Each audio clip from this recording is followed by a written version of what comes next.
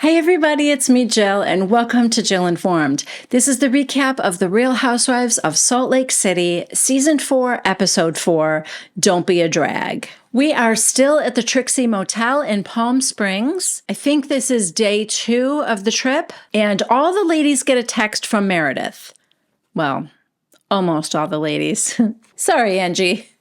You weren't invited. It says, meet me at the pool and wear your t-shirts. Angie, wear whatever you want. And oh my God, you guys, this actually makes me like Angie. Angie's like in the lobby and she's asking them for a marker. They hand her this pink marker. She has a white t-shirt. She's making her own. I love it. I can't wait to see it. In Whitney's room, she texts Trixie and asks her if she'll help with her idea to get all the ladies in drag that night. You know, why not? You've already hijacked the trip for Meredith by showing up first, picking the biggest room, bringing someone Meredith didn't want to come. I mean, you know, go for it. And honestly, it sounds a lot more fun than picking out clothes for each other. So I think I'd rather see everyone in drag. All right, so Lisa comes to Whitney's room now, and Whitney tells her that she thinks Meredith, rather than like have a difficult conversation and admit she's wrong, Meredith will just bring up these other things like, you know, I don't want to talk about it because there's a child is about to be disabled, like using that as an excuse to deflect. And Lisa, you know, is like listening to that. And she said, but I also think Angie came on too strong. Basically, Lisa also doesn't want to be in the middle of it because she's just trying to kind of rekindle her friendship with Meredith too, you know. And Whitney goes, I saw you go off with her last night. That was good. And Lisa said, yeah, she was like, you know, I know stuff about her family. And I thought, oh no, not this again. So Whitney just says, well, if today's not fun, I'm going to take over. And I think we all know it's not going to be, so that's why she's already planning this. Now we see Monica visit Meredith in her room, and Meredith just like thanks her for being like kind and supportive when not everyone was. Monica said, Angie's my friend, and like that was completely uncalled for. We see a flashback from the night before when like Angie told Monica, you know, as my friend, you don't have my back. And Monica told her, your behavior is shocking right now. So the ladies all meet by the pool in their t-shirts. But it's beginning to rain. Meredith tells them all now that they're meeting with Cliff, who's going to put us through some trust exercises. Whitney, has Trixie gotten back to you yet? Because we're going to need you to take over. Mary's going to hate the trust exercises, right? I can't see her doing them. Of course, she's not going to do the drag either, so I guess it doesn't matter. Oh, and here comes Angie in her custom-made t-shirt. Just to remind you all, the other ladies have t-shirts that say, no tricks, all trust. Angie says, all tricks, no trust. I mean, it could have been more clever, right? Maybe all trust, no Meredith, or all Angie all the time. I don't know. I'm just workshopping it here. So they all get into the Sprinter van and they pull up at this park where Cliff is setting up like little plastic hoops and cones and stuff in the grass. I hope they didn't pay a lot for this because I was expecting like one of those giant ropes courses or something. This just looks like it's in a public park and with some like kids' toys. I don't know. I feel like Cliff may have thrown this together at the last minute. Just saying. Anyway, we look out, we see Cliff, and Mary says, I'm going to have to sit this one out. Just like, is anybody surprised? She said, I can't be standing in the park in the rain. I'm no longer a soccer mom. It's a hard no. A side note, I wonder what her excuse would have been if it wasn't raining, because you know she wasn't going to do this either way, right? Oh, God. Mary's like, I already know who I can trust and who I can't. And it's not you ladies.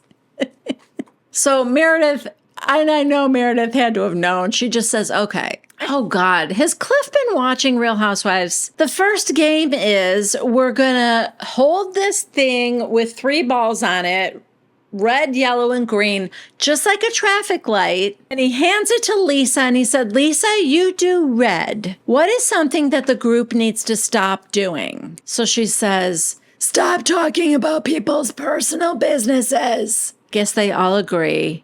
Now Cliff hands it to Heather. Heather, yours is yellow. What should the group be more cautious about? Heather says we should be more receptive and less competitive in our conversations. Okay. And Meredith, you get green. What do we want to go for? What do we want to head towards in this group? Treating each other with kindness and respect. Fun. I will be in the van with Mary. This is boring.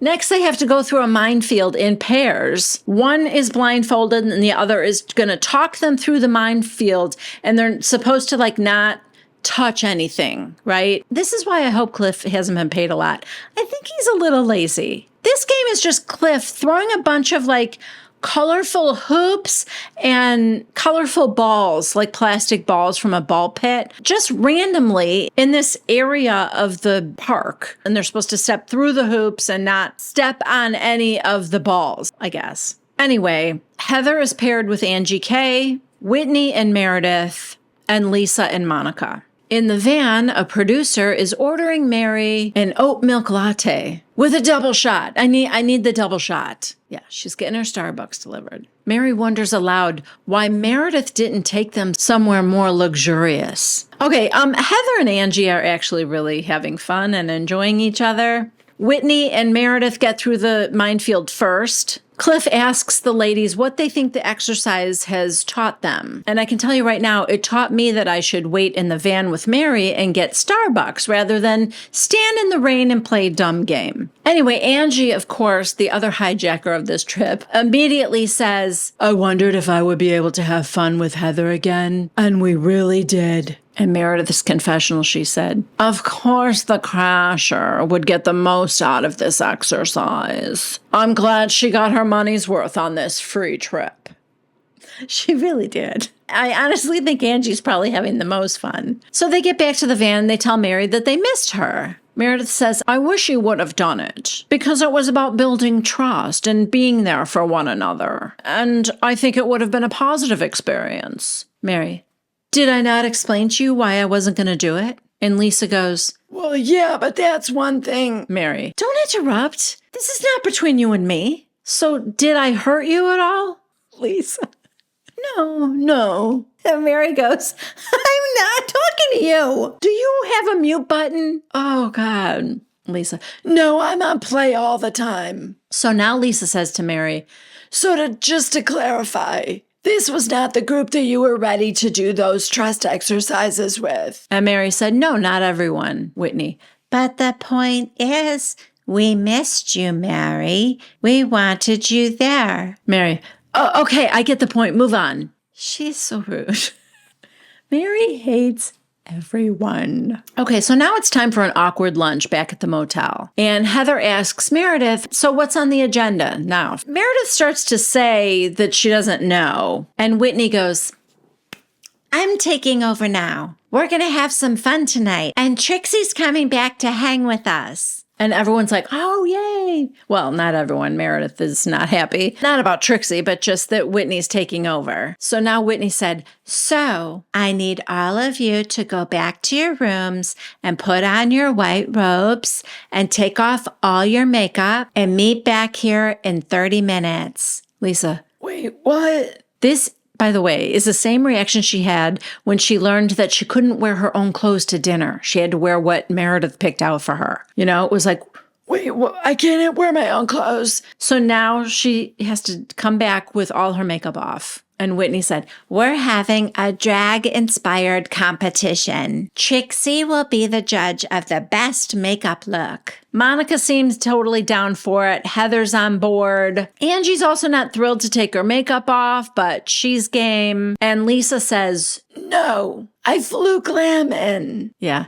she flew her glam into Palm Springs for this trip. Yeah, she's not going to have one of the events be her not, professionally made up. Mary hasn't said anything yet, but I can't I mean, she can't possibly be down for this, right? Plus, she hates Whitney, and this is Whitney's idea. So I feel like there's all the more reason not to participate. Meredith is more concerned about her trip being, taken over than she is like the drag makeup. Anyway, everyone has 30 minutes to get ready or unready. So back in Lisa's room, she calls John to complain. She's not happy, but she's actually getting more and more worked up about it. She flew her makeup people in, and she tells us that she spends, on average, $60,000 a year on glam.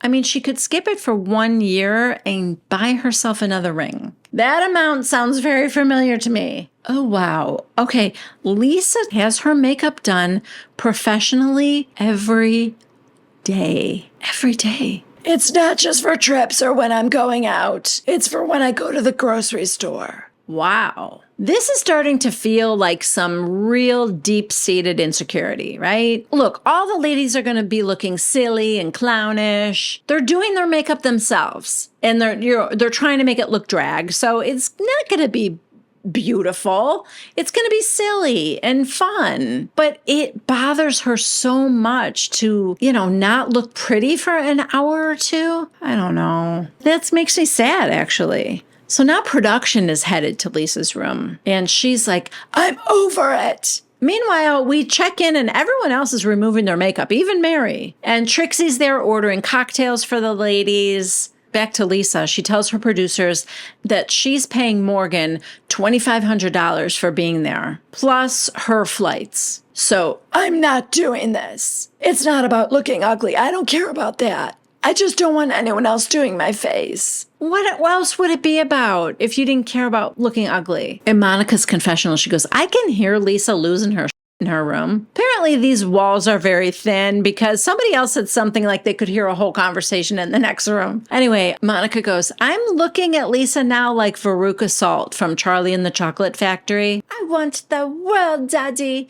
I want it all. I want it now. Now Lisa's like, I'm a grown-up. And the producer goes, well, we'll figure it out. Don't cry.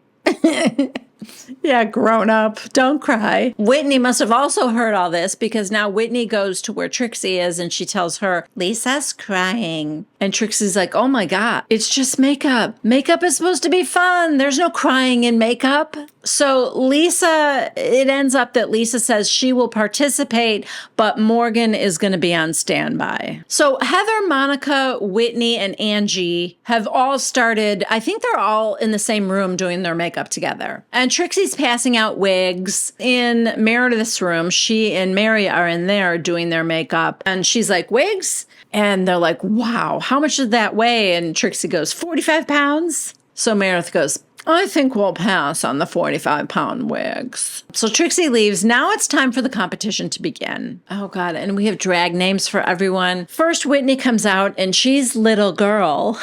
It's a very 60s vibe. She's got the light pink lipstick and kind of a, 60s bouffant. Monica is Jersey Mariah. Angie's is obviously the best drag name, Anita Invite.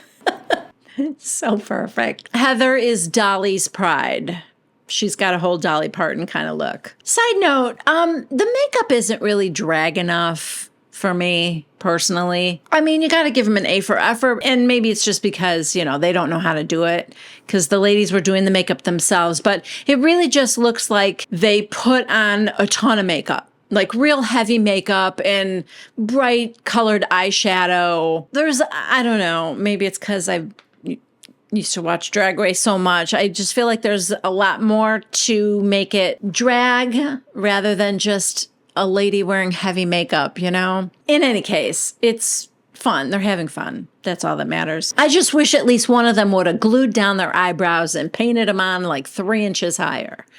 Give me something, ladies. So Meredith comes out next, and she is, I don't know, just wearing pink eyeshadow, maybe? She didn't take a wig, so it's just her hair. She doesn't even get a drag name. Lisa is next, and Morgan has done her makeup. And not drag, that's the other thing. Morgan, being a makeup artist, probably could have done the best drag makeup, right? So if it wasn't about you looking ugly, Lisa, it was about you just didn't want someone else to do your makeup, have Morgan do the drag makeup on you. No. She might have made it again, maybe slightly heavier. Maybe she did a little sparkle on the eyelid. It's hard to tell because it doesn't really look like anything. And Mary, I don't know. I don't think Mary did it at all, which is also weird because I saw her take all her makeup off. I feel like she just reapplied it in a normal way. So the winner gets to wear Trixie's crown from Drag Race, and the winner is Monica, deservedly so. Then they go inside to eat some food. It's weird. It's quiet. The girls who are dressed in drag are all sitting together. The others are just at other little tables. Monica goes, "Come sit with us, the French poodles. Don't be wet noodles." Nothing, really. A little bit passes. Lisa goes, "Everyone's so quiet." And Mary goes, "No one's talked to me all night." Lisa, "Well, come hang out." Mary, "No." Sorry. It's so mean. It really is. But Lisa falls for it every time. "Oh, Mary, come be with us." "No, I would rather be alone than hang out with you." But no, Mary goes, "No, ew. Don't make it fake." Oh, so Whitney has planned more. I guess they're going out to a club or something. And oddly, it's the women who didn't dress in drag that want to go and change their clothes for going out. So the drag girls are, finishing eating and they're talking about them and calling them wet noodles. And Monica correctly, I think, called Lisa insecure. Because honestly, I do think that was her problem with all of this. She didn't want to look ugly. So I guess Lisa had heard them and, they're getting in the van and Lisa goes, "So what was the wet noodle comment?" And Monica goes, "I'm just shocked that you didn't dress up, Lisa." "I am dressed up. I'm in head-to-toe couture. I got Valentino shoes on, a Fendi bag, and beautiful eyeshadow." There's a pause. Monica, "Right, but it was to dress in drag." Lisa, "This is drag for me." "No, it isn't." Meredith, "Everyone is entitled to their own interpretation of drag." "No, they're not. Everyone's being so weird." Mary's like, "Yeah, everyone can wear whatever they want." Anyway, Lisa goes, "I sat in a bikini and a sarong in a 5-star restaurant. I'm a team player." Okay, you're proving that you were a team player last night, but you're not a team player tonight. I guess your point is you can't label you as somebody who never participates. That would be Mary. Okay, that's fair, but you're not being a team player tonight. There's just no way around it. You're not in drag. So now this is where my Monica, who I have had such high hopes for, this is where she loses me because she starts to go off again about the $60,000 ring and how it was tone deaf of Lisa to be complaining about it when she's a 1%er. This could be weird editing, and honestly, I hope it is because I like Monica, but that had nothing to do with Lisa not getting dressed tonight. And you already said what you did about her being a wet noodle. That was fine. You need to move on now. Of course, Lisa is becoming enraged and she's like, "I work my ass off for what I have. I don't think I'm perfect, so I am not going to apologize for one part of me." She says she's sorry for what Monica's going through because Monica also explained, "I'm going through a divorce. I'm a single mom with 4 daughters trying to figure it out and all that." So she said to Monica that she's sorry for what she's going through. And Monica goes, "You don't give a fuck about me." Side note, do we know how much Monica has had to drink? Because this is feeling not right to me. I'm not going to say she's disappointing me, but she is wrong in this instance. Also, Monica, girl, I thought you and I agreed on the fact that Lisa not doing drag was rooted in her insecurities. You're confusing the two issues now. Her not dressing up has nothing to do with the ring, which in case you guys don't know, it was worth $60,000. I can't remember if it had ever been mentioned before. Also, Angie is still Greek, for those of you wondering at home. All right, everyone's trying to calm Monica down now. And I'm sorry, is Angie reaching out and petting Monica with a flamingo? She's literally stroking her with a plastic flamingo. No, I'm starting to love Angie. Calm down. And she's holding this.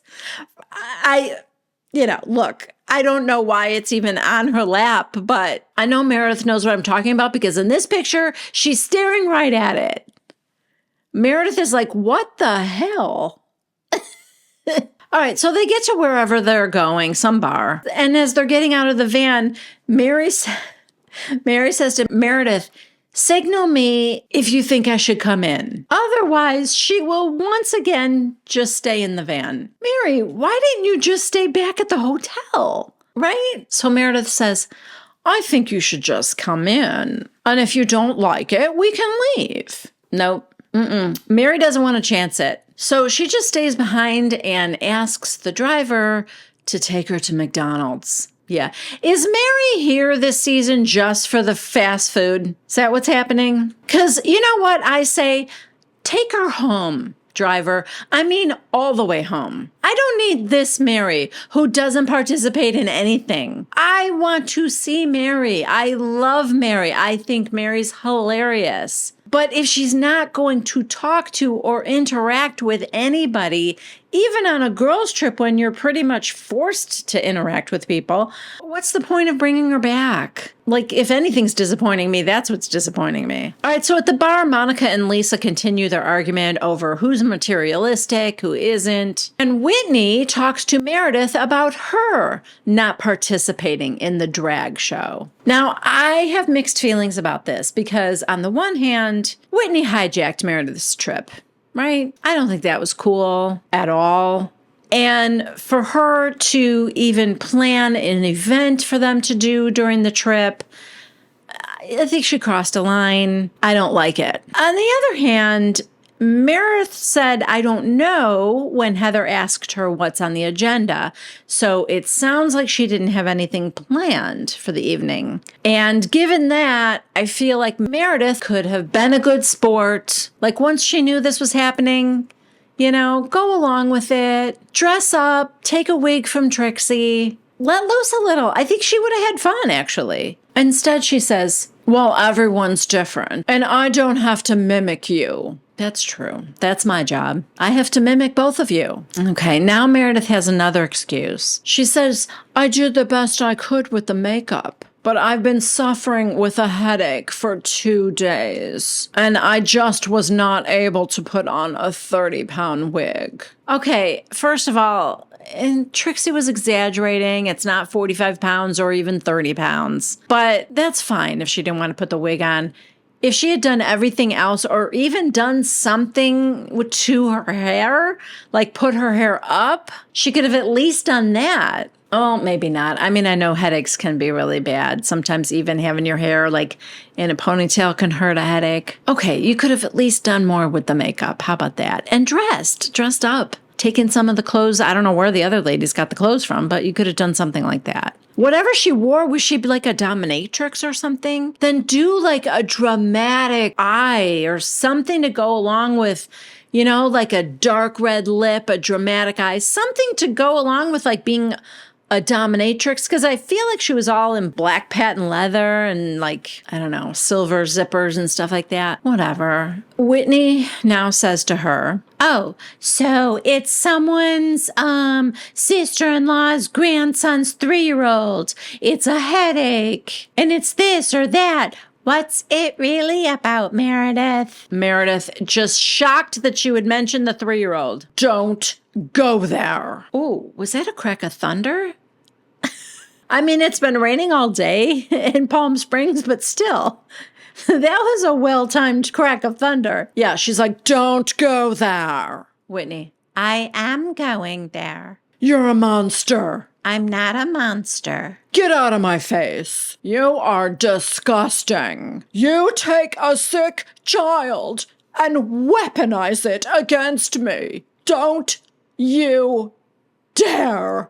Then we cut to Mary giving her McDonald's order. I want a fish sandwich 6-piece nuggets, large fry. Oh, God. But anyway, back at Black Book, I think it's called, the bar they're at. Heather's talking to Monica and Lisa. And Meredith has gone up to the bar too. She's sitting on the other side of them. And Whitney just sidles up right behind Meredith, right next to her. Hi, it's me again.